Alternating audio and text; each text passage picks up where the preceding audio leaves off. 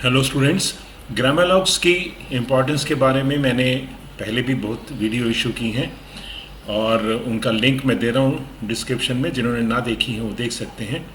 कोई भी स्टेनोग्राफी का स्टूडेंट है, चाहे वो किसी भी सिस्टम से कर रहा हो, पिटमैन से कर रहा हो या किसी और से कर रहा हो, तो ग्रामरलॉग्स की बहुत इम्पोर्टेंस है उसके लिए, क्योंकि ग्रामरलॉग्स ऐसे वर्ड हैं जो किसी भी पैसेज में ऑलमोस्ट 60 to 70% होते हैं।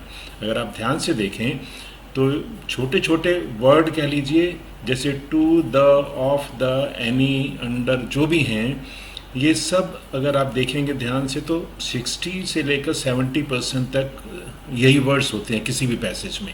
और जो मोस्टली मैंने स्टूडेंट्स को देखा है उनकी गलतियाँ इसी में ही होती हैं।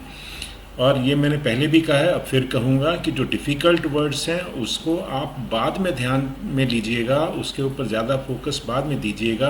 पहले जो छोटे वर्ड्स हैं जो ग्रामरलॉग से कंट्रोल हैं उनकी अच्छी तरह प्रैक्टिस कीजिए, उनको अच्छा प्लेस करिए, तभी आपकी ट्रांसक्रिप्शन में इम्प्रूवमेंट आएगा।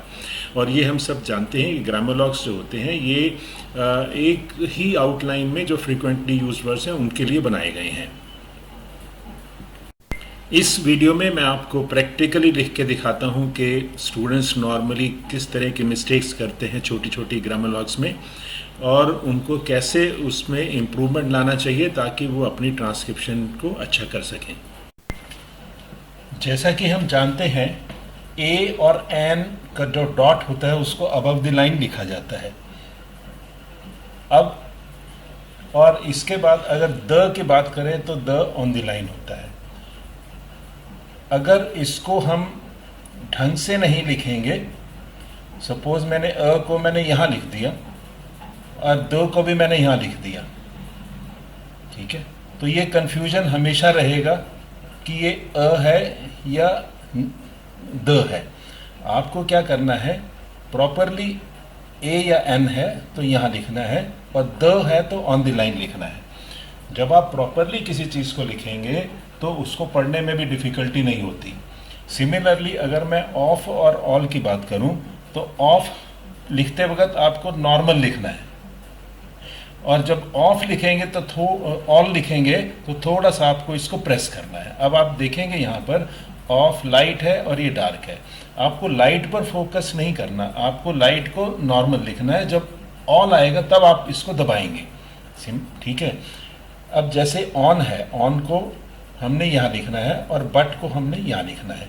अब ये ऐसी चीज़ है जिसको सिखाया जाता है इनिशियली, जब हम कॉन्सोनेंट खत्म सीख लेते हैं, वॉवल देखते हैं, उसके बाद ग्रामरलॉग शुरू होते हैं। आप ये सोच के देखिए, जब हम जो चीज़ हमने नर्सरी में अगर पढ़ी है तो वो हमें अगर 10th तक भी नहीं याद आई या उस पर हमने ध्यान नहीं दिया या उसको समझा नहीं, तो हम गलती करते चले जाएंगे और गलती करते चले जाएंगे तो नेचुरली उसमें फिर हमारा इम्प्रूवमेंट कैसे, रिजल्ट कैसे आएगा। तो आपको ये चीज़ें ध्यान में देनी है। बहुत छोटी सी चीज़ें हैं और बहुत कम टाइम लगेगा, इसको कोई ज़्यादा टाइम नहीं है समझने में कि ए एन मैंने यहाँ लिखना है, द मैंने यहाँ लिखना है, ऑफ मैंने ऑफ लिखते वक्त मैंने नॉर्मल लिखना है, ऑल में मैंने दबाना है, ऑन बट ऐसे लिखना है। अब हम आते हैं शुड। अब शुड जो है ये ऊपर की तरफ जाता है और एंड भी ऊपर की तरफ जाता है, but should on the line आएगा, एंड यहाँ पर आएगा। तो सिर्फ एक समझने की बात है और उसको प्रॉपर लिखने की बात है। अब मैं आपको बताता हूँ, जैसे विद है, कुछ चीज़ें हैं जो हमें और थोड़ी चेंज करनी पड़ेंगी। ये विद है और दैट भी ऑलमोस्ट इससे मिलता जुलता है, ये आप हमने भी देखा है सबने, ऐसा नहीं है। अब क्या है कि हमें इसका सॉल्यूशन ये कर सकते हैं कि विद जब होगा तो हम नॉर्मल जैसे है वैसे लिखेंगे और दैट होगा तो हम ऐसे लिखेंगे। ये सॉल्यूशन मैंने पहले भी अपनी वीडियो में दिया है। उसके बाद मैंने ये भी देखा है कि विदाउट जो है वो भी हमें कंफ्यूज करता है। तो विदाउट अगर आप लेना चाहें तो इसको आप एडॉप्ट कर सकते हैं, विदाउट को, लाइक दिस। अब उसके बाद एक और जो कन्फ्यूजन आता है नॉर्मली स्टूडेंट्स में, वो आता है आई में और ऑन द में। ऑन द भी ऐसे होता है और आई भी ऐसे होता है। तो उसका सोल्यूशन ये है कि आप ऑन द चाहें तो आप ऐसे लिख सकते हैं, ऑन द। इसको अडॉप्ट करना पड़ेगा, थोड़ी प्रैक्टिस में लाएंगे तो ये चीज़ें हो जाती हैं।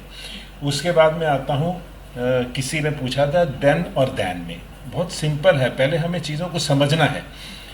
दैन जो है that is always above the line. Sound देखिए आप, साउंड बेस्ड है सारी आउटलाइंस। दैन जो है वो आपका ऑन अबव द लाइन आएगा और देन जो है वो आपका ऑन द लाइन आएगा। फिर भी अगर किसी को ज़्यादा है तो इसके साथ डॉट लगा सकता है, वो आपको और चीज़ें क्लियर कर देगा। अच्छा, और जो इश्यूज आती हैं नॉर्मली सिंगुलर प्लूरल की आती हैं। अब मैं उसका एक छोटा सा एग्जांपल देता हूं आपको। अब देखिए ये आता है केस, ये हम लिखते हैं केस। जब आपके पास केस बोला गया तो आप लिखिए केस, नो प्रॉब्लम। जब आपको केसेस बोला गया तो आपने इसको एसएस ऐसे बनाना है। अब आप देखिए डिफरेंस दोनों में कितना है, केस और केसेस में डिफरेंस है। और ये डेफिनेटली अगर आप लिखते वक्त कॉन्शियस होंगे तो ट्रांसक्राइब करते वक्त तो ये खुद ही बता रहा है कि मैं ये केस हूँ, ये केसेस है।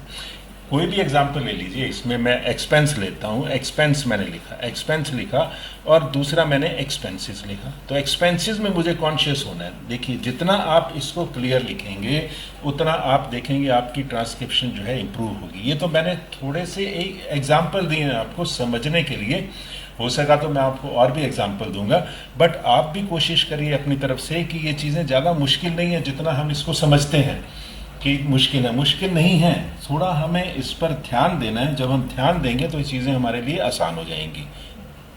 क्योंकि वीडियो में बोर्ड नीचे तक पूरा नहीं आया था तो मैंने उसकी एक फ़ोटो लेके यहाँ पर आपको दी है, आप इसमें देख सकते हैं आउटलाइंस को।